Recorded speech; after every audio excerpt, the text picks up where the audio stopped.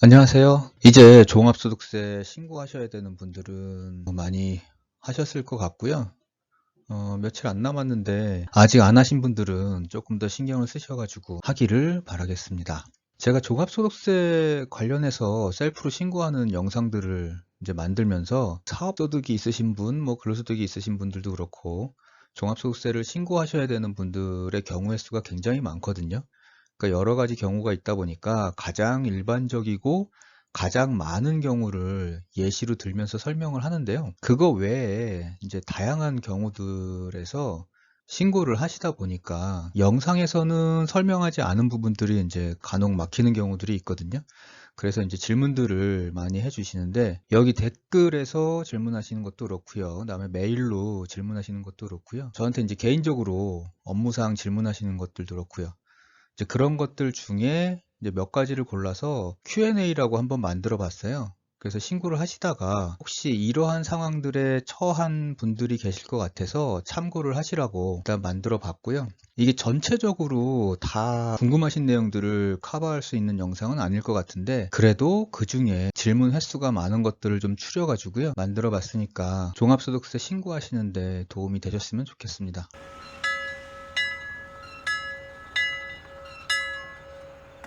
일단 먼저 첫 번째, 이런 질문 많이 하시거든요. 모두 체험 신고를 먼저 일단 하셨는데 영상을 보다 보니까 이건 좀 잘못된 것 같다 라는 경우, 이럴 땐 어떻게 하나요? 이런 질문들이 있는데 이럴 때는 그러니까 댓글로도 몇 번 말씀드렸다시피 5월 31일까지 신고 기한인데요.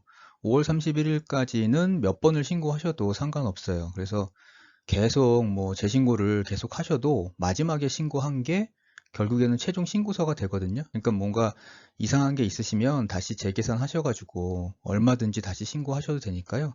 부담 갖지 마시고 신고를 다시 하시면 됩니다. 그 다음 신고서를 제출하고 납부세액이 있어서 세금도 납부를 했습니다.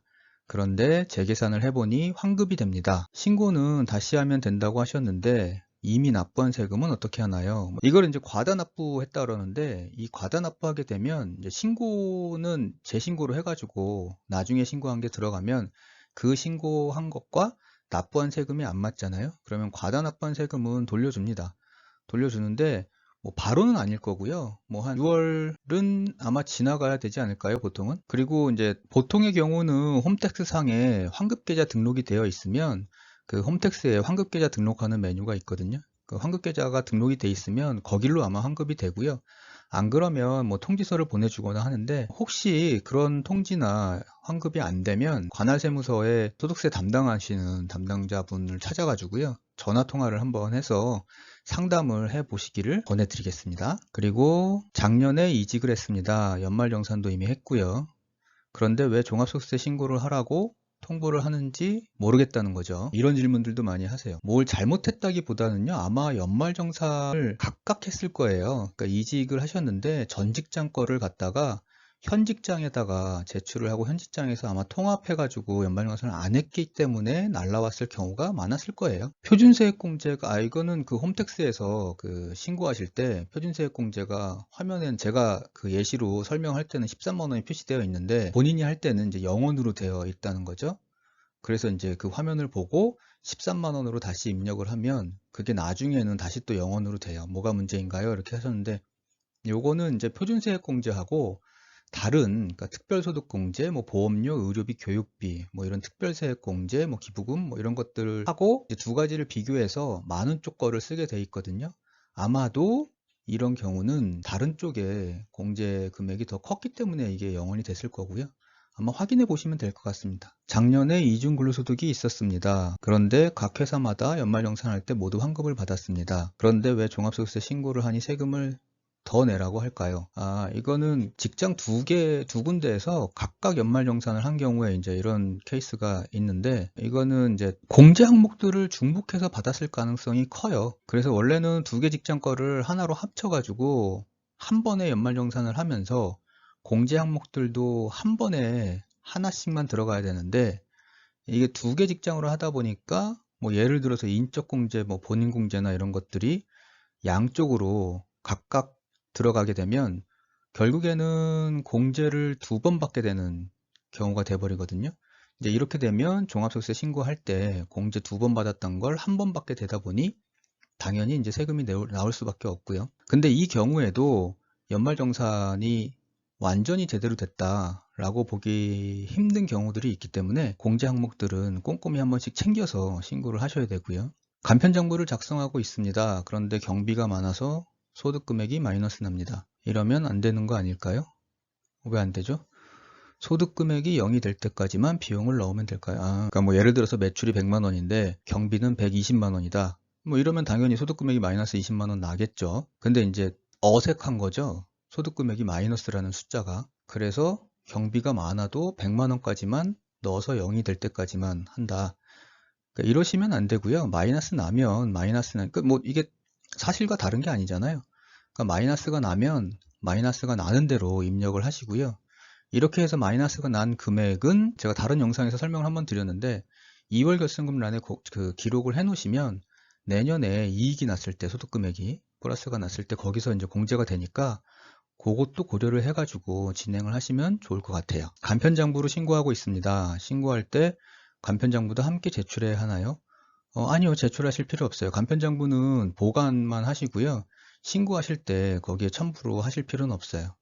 대신에 이제 간편장부에 뭐 예를 들어서 감가상각비나 이런 것들이 들어가면 그에 따른 별도의 서류는 제출을 하셔야 됩니다.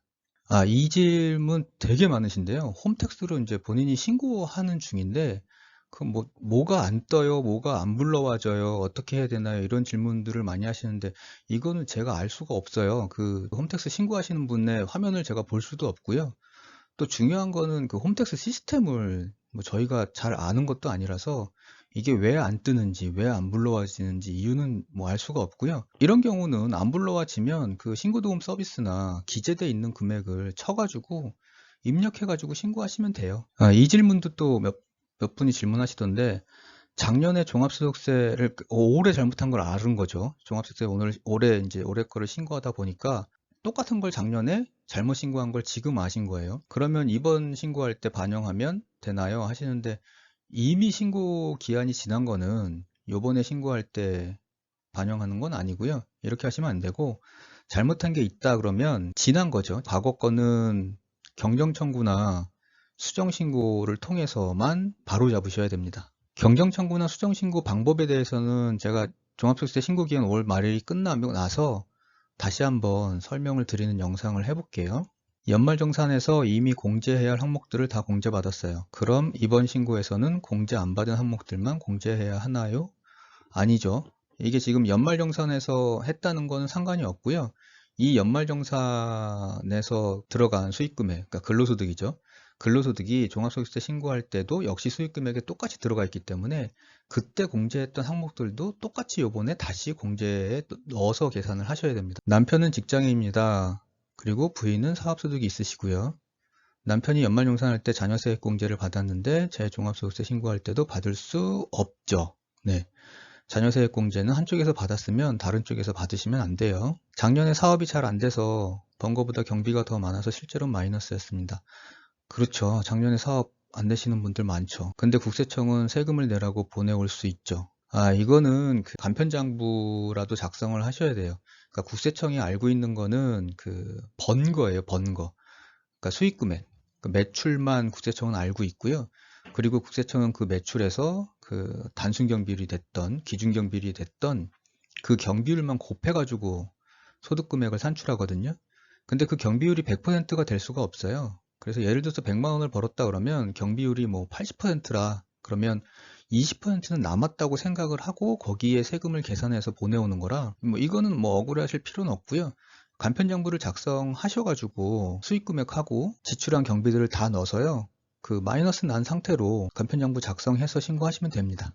그리고 마이너스가 났으면 2월 결손금도 꼭 기록을 하시고요. 모두 채움 신고서상 환급입니다. 그러면 그냥 신고하면 되는 거죠. 대부분은 그럴 건데 요건 생각을 해봐야 되는 게 이 환급이 얼마까지 환급이냐를 생각을 해보셔야 돼요. 그러니까 뭐 예를 들어서 100만 원이 기납부 세액이다. 근데 그 중에서 결과적으로는 환급이 50만 원이다 했을 때 더 받을 수도 있잖아요. 그러니까 아직 50만 원의 환급액이 남아있기 때문에 혹시라도 그 50만 원 환급이 70만 원이 될지 80만 원이 될지는 재계산을 한번 해보시고 그 다음에 이제 신고를 결정하시면 될 것 같아요.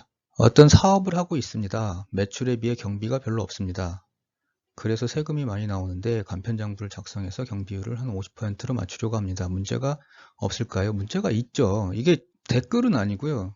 그 메일로 많이 물어보시는데 이제 경비가 없는 경우가 있어요. 그게 뭐 증빙이 없거나 아니면은 뭐 임대사업들도 그렇고요. 경비가 부족하죠. 경비가 부족한데 그러면 이제 당연히 세금이 꽤 나오고요. 근데 여기서 지금 경비율을 맞추겠다는 얘기는 실제로 쓰지 않았는데 그 경비를 그냥 뭐 소위 얘기해서 거짓으로, 가라로 집어넣어 가지고 한 50%를 맞추겠다 이런 건데요. 이건 뭐 제가 뭐 어떻게 말씀을 드릴 수가 없어요. 이렇게 했을 때 여기는 지금 문제가 없을까요? 이렇게 표현했지만 메일을 보면 그 걸릴까요? 안 걸릴까요? 이런 거 물어보시는데 그거는 답을 해드릴 수가 없습니다. 그런 건 뭐 양해를 좀 부탁드리고요.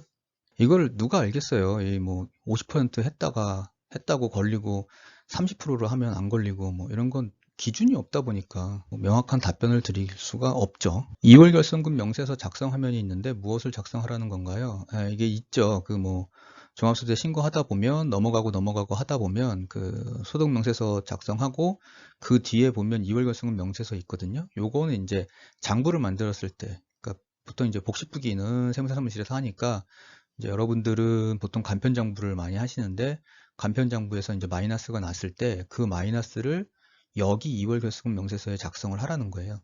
그래서 여기서 2월 결승금에다가 그 마이너스 금액을 작성을 해 놓으면 나중에 그 결손을 2월 시켜 가지고 다음 해 이상해서 그러니까 내년이 됐던 뭐 이게 이제 사용이 2월 결손금 사용이 10년 이내로 돼 있기 때문에 앞으로 10년 안에 발생하는 이익에서 요 넘겼던 결손금을 공제해 주겠다는 거거든요. 그래서 가능하면 사업에서 마이너스가 났다 그러면 그 마이너스 금액을 2월 결승금에 적어 가지고요. 2월 시키는 걸 추천드리고요.